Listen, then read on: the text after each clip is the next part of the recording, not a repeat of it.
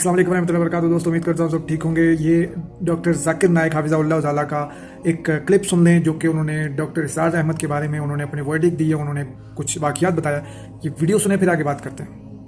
खुसूसन doctor इसरार अहमद, जब मैं मिलने उनको आया था 51 में, मैं बोला क्यों है? मैं बोला इस्लामिक इदारे देखना है। बोले आपको पाकिस्तान में इदारे मिलेंगे, इस्लाम नहीं मिलेगा। अल्लाह उनको जन्नत नसीब फरमाए, जन्नत आला, जन्नत फिरदौस। मुझे एक पाकिस्तानी अभी कल मिला, बोला डॉक्टर साहब, जब डॉक्टर इसरार साहब जिंदा थे हमें उन कदर ही नहीं की। अभी मरने के इंतकाल होने के बाद हम सुनते तो जो ने 20 साल पहले कहा वो अभी तैयार है।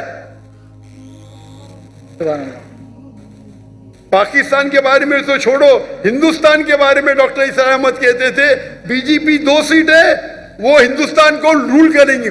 क्या कौन सोच भी नहीं सकता था ख्वाब में। ये डॉक्टर इसरार अहमद साहब की दूर अंदेशी है, फॉर साइटेडनेस। जब बीजेपी की 2 सीट थे उस टाइम कहा कि बीजेपी हिंदुस्तान को रूल करेंगी। उनको हिस्ट्री के ऊपर महारत थी। तो ये कहना कि क्या उलमा नाकामयाब थे, मैं ये कहूंगा कि अफसोस की बात है उनको सुनने वाले ने उनकी इज्जत नहीं की। उस वक्त मैं हिंदुस्तान से मिलने आया डॉक्टर इसरार अहमद साहब को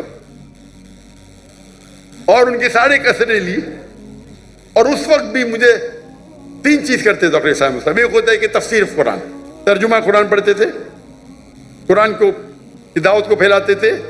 दूसरा इस्लाह करते थे, शिर्क, अक़साम शिर्क, राह निजात, कई तकरीर। और तीसरा उनका था पॉलिटिक्स। और मुझे पॉलिटिक्स से ज्यादा शौक नहीं है। अभी हिजरत करने के बाद शौक हो गया। क्या मैं कोशिश कर रहा हूं मैं दावती काम करूं पॉलिटिशियन के साथ, अल्लाह ने मौका दिया।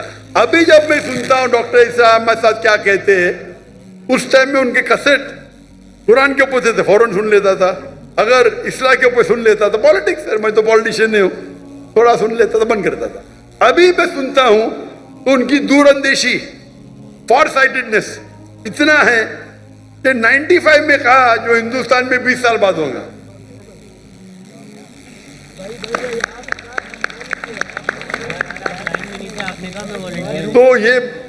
तो यहाँ के उल्मा माशाअल्लाह जितने मैंने सुना माशाअल्लाह अच्छे हैं।